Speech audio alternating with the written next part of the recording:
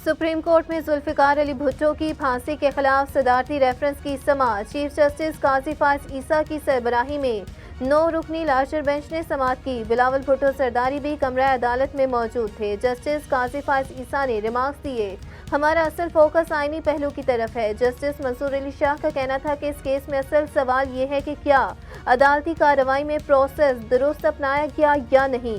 Chief justice Pakistan ने कहा कि हमारा इख्तियार समाअत बिल्कुल वाज़ेह है, 2 मरतबा नजरसानी नहीं हो सकती है। क्या इस केस में तासुब का सवाल है या गलत, फैसला करने को तस्लीम करना है।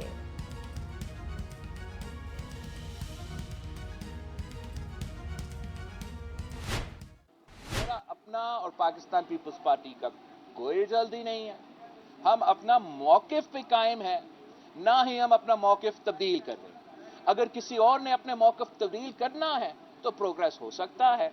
अगर कोई अपना मौकिफ तब्दील करने के लिए तैयार नहीं है तो मुझे फिर एक बहुत खतरनाक स्टेलमेट नजर आ रहा है, और उस स्टेलमेट के नतीजे में जो होगा वो ना पाकिस्तान की, मैं जानता नहीं हूं कि एग्जैक्टली क्या होगा, मगर इतना आपको बता सकता हूं कि वो ना पाकिस्तान की जमहूरियत का फायदा में होगा, ना पाकिस्तान की मईशत का फायदा में होगा, ना पाकिस्तान की वफाक का फायदा में होगा, और ना हमारा पॉलिटिकल स्टेबिलिटी का फायदा में होगा।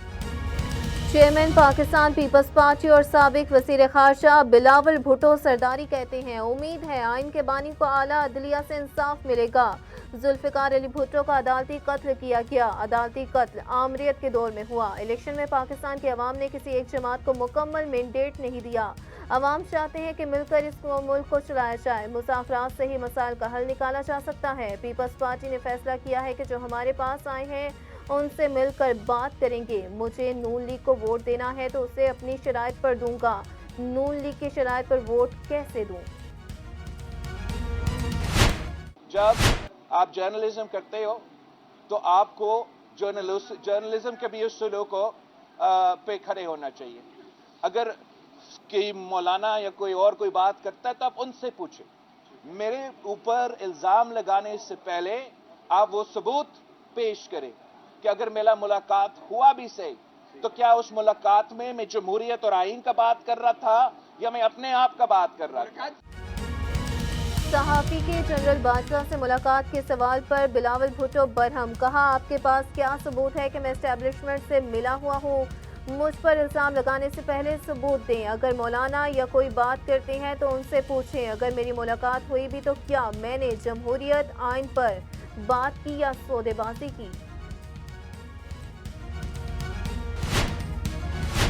हुकूमत साजी के लिए मामलात को हतमी शक्ल देने के लिए पीपल्स पार्टी और मुस्लिम लीग नून की कमेटियों की छुट्टी नशिस्त आज होगी। पीपल्स पार्टी और मुस्लिम लीग नून की जानिब से ताहार हुकूमत साजी के मामलात को हतमी शक्ल नहीं दी जा सकती। गुज़िश्ता रोज़ मुज़ाकरात का 5वां दौर बगैर किसी नतीजे के खत्म हो गया। ज़राए के मुताबिक दोनों जमातों के दरमियान आज होने वाली नशिस्त में हुकूमत साजी के मुतालिक मामलात तय पा जाएंगे और मुआहिदा हो जाएगा।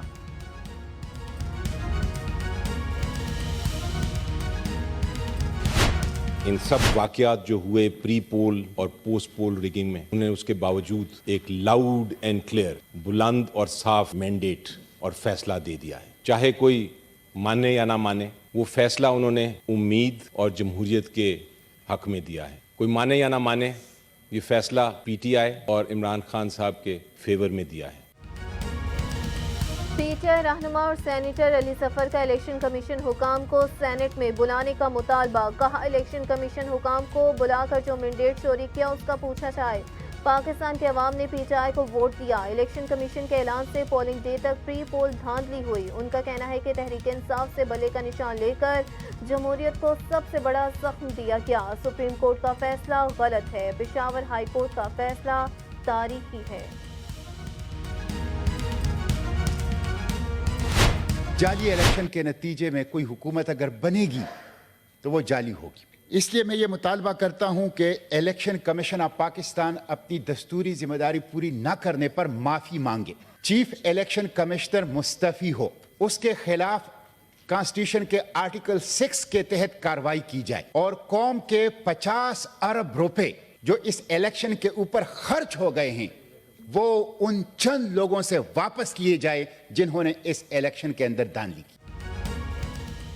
सेनेटर मुश्ताक अहमद का chief election commissioner Sikandar Sultan Raja से इस्तीफा देने का मुतालबा। कहते हैं इलेक्शन कमीशन शफाफ इंतखाबात कराने में मुकम्मल नाकाम रहा। चीफ इलेक्शन कमिश्नर शफाफ इंतखाबात में नाकामी पर इस्तीफा दें। ये जाली इलेक्शन था जिससे जाली हुकूमत बनेगी। इलेक्शन कमीशन गद्दारी का मुरतकिब हुआ है। कौमों के यहाँ जो बहरान हल होते हैं, मसाइल हल होते हैं, कौमें आगे बढ़ती हैं, अपने मुस्तकबिल का लाए अमल बनाती हैं, हिकमत अमली बनाती हैं, वो इलेक्शन के बाद होता है। एक सबाव आता है, एक ठहराव आता है, एक इत्मीनान, आसूदगी और यकीन की लहर फैलती है। हमारे यहाँ ऐसा नहीं होता और ये सिलसिला 1970 से जारी है। यानी पहले तो आप ये तस्वुर कीजिए कि 1947 में पाकिस्तान बनता है, 23 साल हम इंतखाबात नहीं करा सकते। सेनेटर इरफान सिद्दीकी ने कहा है कि 2018 में हमें इंतखाबात में हिस्सा नहीं लेने दिया गया। गाली और पत्थर की बातें अब खत्म हो जानी चाहिए। जो भी हुकूमत बनेगी मखलूत बनेगी। 9 मई के फलसफे को भूल जाएं, मस्बत और तामीरी सोच अपनाएं।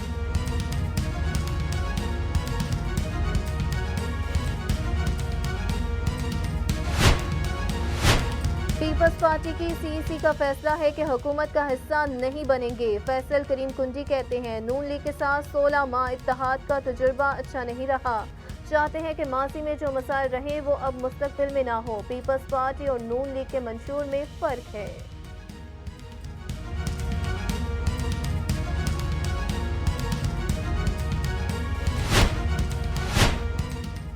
सुप्रीम कोर्ट लाहौर रजिस्ट्री में आम इंतखाबात में मुबैना धांधली की जुडिशल इंक्वायरी के लिए दरख्वास्त दायर। दरख्वास्त में इलेक्शन कमीशन, वफाकी हुकूमत समेत दीगर को फरीक बनाया गया। दायर दरख्वास्त में इस्तदा की गई है कि इलेक्शन में मुबैना धांधली की तहकीकात जुडिशल इंक्वायरी के जरिए करवाई जाए। मुख्तलिफ सियासी जमातों की जानिब से इंतखाबी नताइज को धांधली ज़दा करार दिया जा रहा है।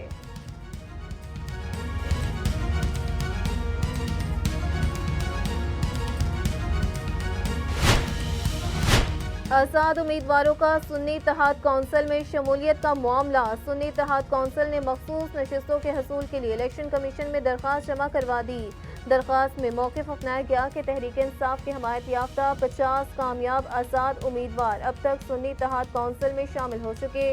उन आज़ाद अरकान को सुन्नी इत्तेहाद कौंसिल के मेंबर के तौर पर शुमार किया जा रहा है। दरख्वास्त में इलेक्शन कमीशन से इस्तदा की गई है कि सुन्नी इत्तेहाद कौंसिल को ख़वातीन और गैर मुस्लिम मखसूस नशिस्तें अलॉट की जाएँ।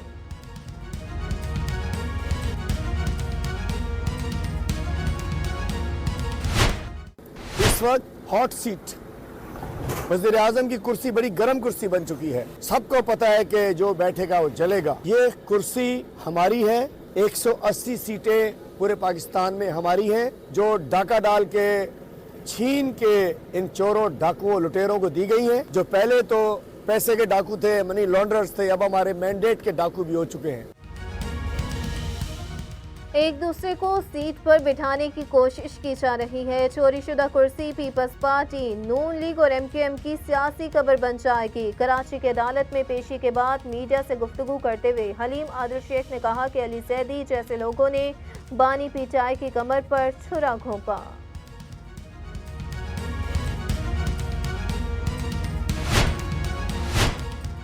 इस्लामाबाद हाई कोर्ट ने केसों की तफसीलात फराहमी और हिरासा न करने की दरख्वास्त पर फ्रीकैन को शेर अफजल मरवत के खिलाफ तादीबी कार्रवाई से रोक दिया। अदालत में शेर अफजल मरवत ने कहा कि हमने एहतजाज किया और रैली निकाली, जिसके बाद मेरे घर पर छापा मारा गया। रात 1 बजे मेरे घर का दरवाज़ा तोड़ा, हिरासा किया गया। अदालत ने रिमांड दिए कि नोटिस कर देते हैं और तादीबी कार्रवाई से रोक भी देते हैं। अदालत ने समाअत 26 फरवरी तक मुलतवी कर दी।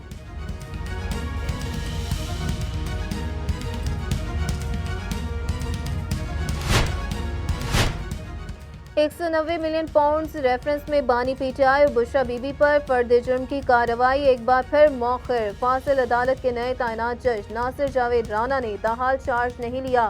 जज की अदम दस्तियाबी के बायस रेफरेंस में समाअत बगैर किसी कार्रवाई 23 फरवरी तक मुलतवी कर दी गई।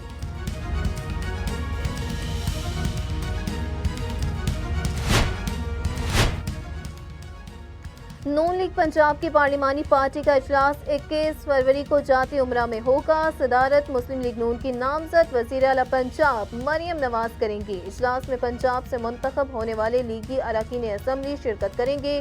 इजलास में पंजाब असम्बली के इजलास के हवाले से हिकमत अमली तय की जाएगी।